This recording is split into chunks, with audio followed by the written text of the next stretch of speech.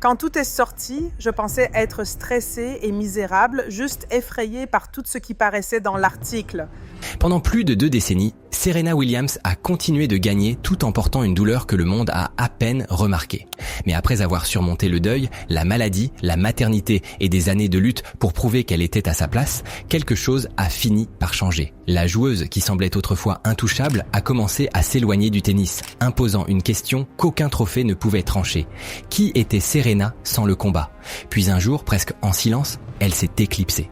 Sans déshonneur, pas parce qu'une autre joueuse avait exposé une faiblesse, mais parce qu'après des années à traîner son corps à travers la douleur, le deuil, la pression, la maladie, la maternité et les attentes, les limites qu'elle avait ignorées si longtemps exigeaient enfin d'être reconnue.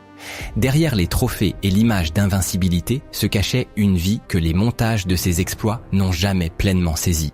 Une enfance façonnée par le danger, un corps constamment scruté, une femme à qui l'on a refusé la dignité la plus élémentaire au moment où elle avait le plus besoin de soins.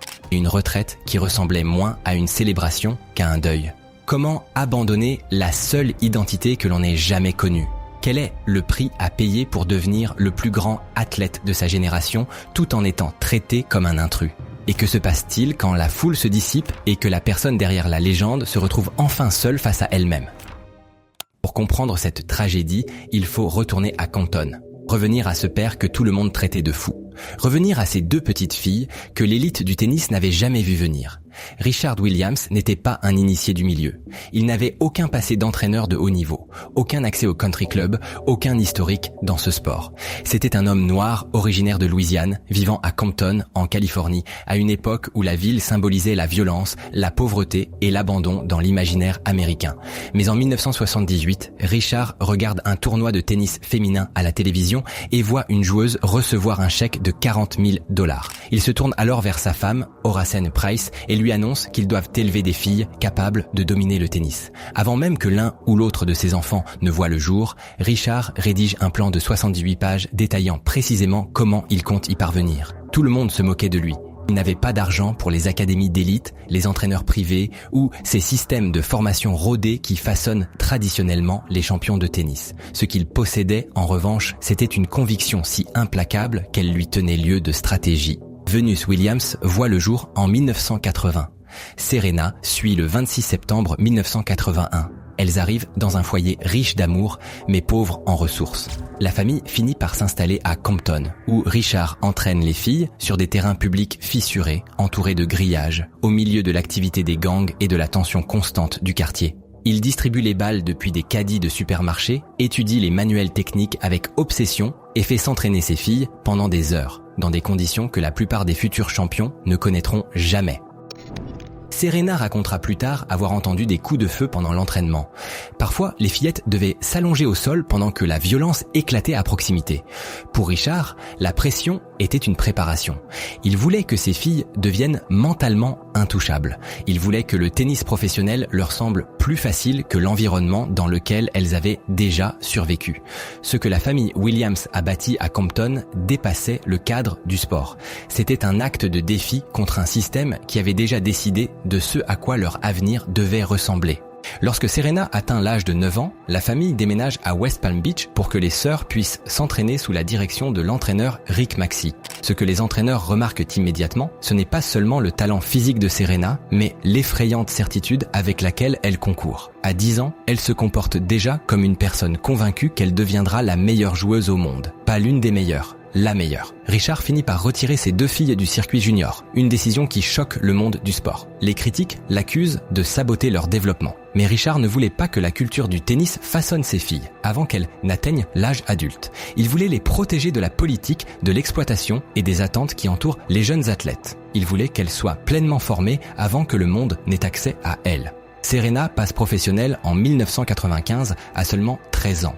Le milieu du tennis ne savait pas comment l'appréhender. Elle servait avec une puissance terrifiante.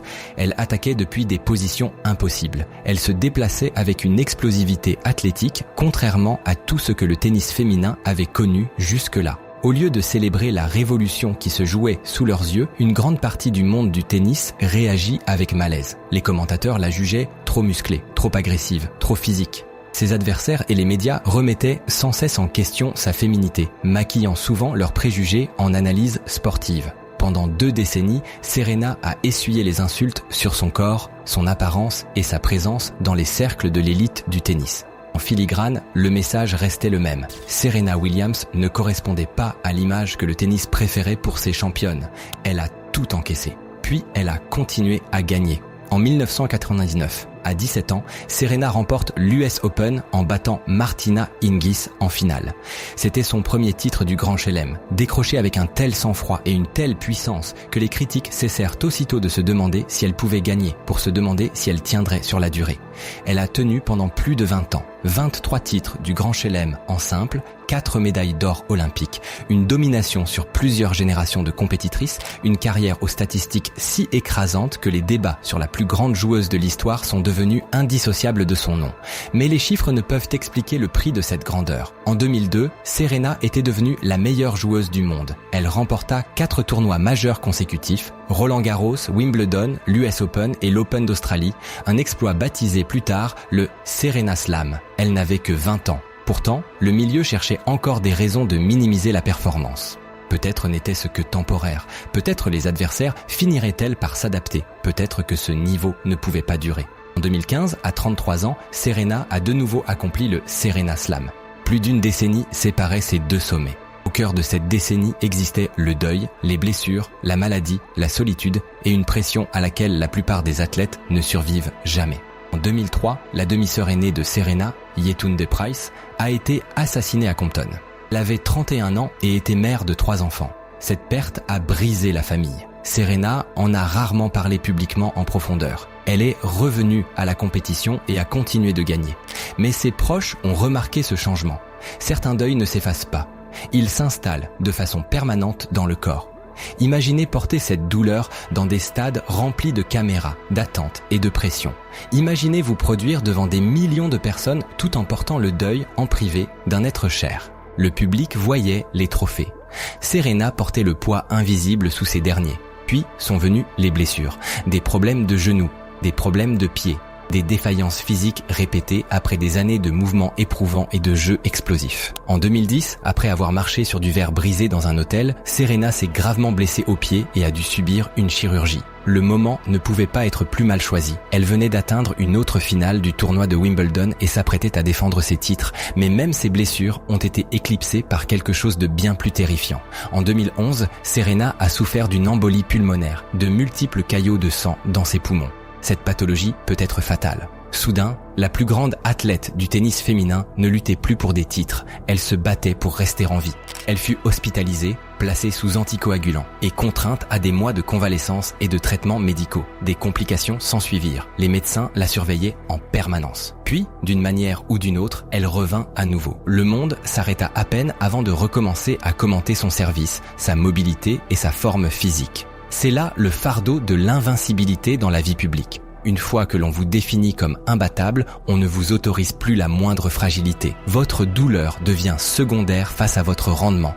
Votre survie devient une évidence. Votre souffrance devient invisible. Pourtant, Serena est revenue et a bâti ce qui est sans doute le second acte le plus remarquable de l'histoire du tennis. En 2015, à 33 ans, elle livrait l'une des plus grandes saisons jamais vues dans ce sport. Elle remporta 3 titres du Grand Chelem cette année-là et passa à 2 victoires seulement de réaliser le premier Grand Chelem calendaire depuis Steffi Graf en 1988. Puis survint la défaite en demi-finale de l'US Open face à Roberta Vinci, l'une des plus grandes surprises de l'histoire du tennis. La pression qui entourait Serena cet été-là était devenue étouffante. Chaque match portait le poids de l'histoire. Chaque erreur faisait la une. Chaque conférence de presse exigeait une certaine retenue émotionnelle. Après sa défaite, Serena fit face aux journalistes et répondit calmement aux questions, tout en digérant l'un des revers les plus douloureux de sa carrière. Le monde attendait des larmes. Elle refusa de leur donner cette satisfaction. Car Serena Williams avait appris depuis longtemps que la vulnérabilité est souvent traitée comme une faiblesse, surtout pour les femmes noires dans les milieux d'élite. Et puis, la maternité est arrivée. En 2017, Serena remporte l'Open d'Australie alors qu'elle est enceinte. Même pour Serena, cela semblait impossible. Quelques semaines plus tard, elle s'éloigne du tennis pour préparer la naissance de sa fille, Olympia Ohanian. Ce qui a suivi est devenu l'une des expériences les plus terrifiantes de sa vie.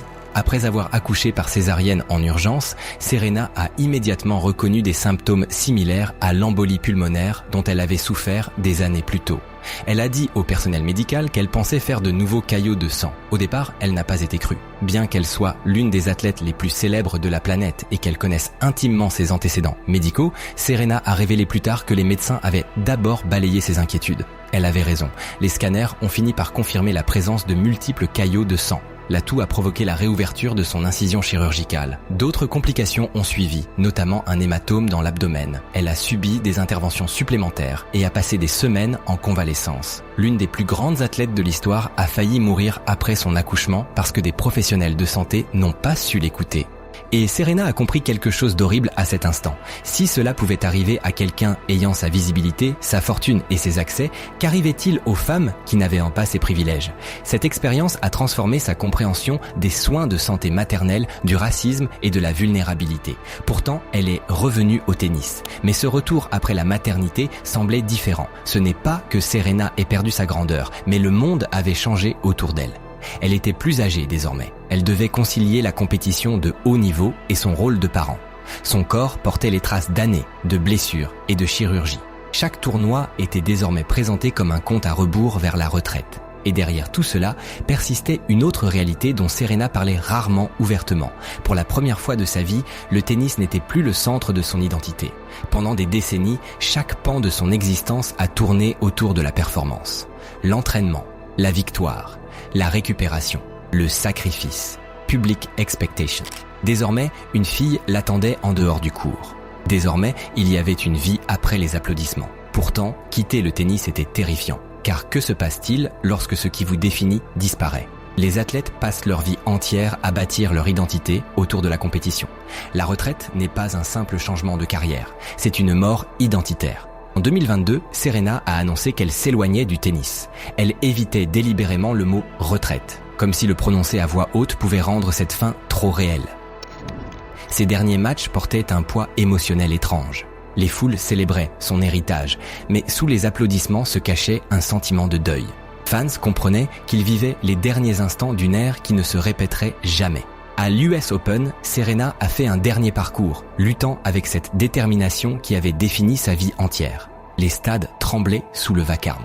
Ses adversaires semblaient dépassés par le simple fait de partager le court avec elle. Et puis, tout s'est terminé. Pas de sacre digne d'un conte de fées. Pas d'adieu scénarisé. Juste une femme qui s'éloigne après avoir tout donné à un sport qui en exigeait souvent plus encore. Voilà toute la tragédie de Serena Williams. Ce n'est pas qu'elle a perdu, ni que l'âge a fini par la rattraper, mais plutôt que la plus grande joueuse de l'histoire a passé une telle partie de sa vie à mener des combats qu'elle n'aurait jamais dû avoir à livrer au départ.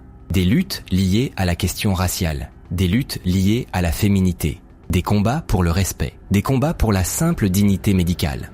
Et malgré tout cela, elle est devenue plus grande que le sport lui-même. Aujourd'hui, Serena Williams mène une vie plus calme, en tant que mère, femme d'affaires, icône culturelle et survivante de pression que peu de gens pourraient endurer. Pourtant, il y a quelque chose de troublant à voir quelqu'un qui a passé des décennies devant des foules en délire basculer soudainement dans le silence. Car lorsque la compétition disparaît, que les calendriers s'arrêtent et que l'identité bâtie depuis l'enfance relâche enfin son emprise, une question nouvelle surgit. Qui êtes-vous quand on ne vous demande plus d'être invincible ?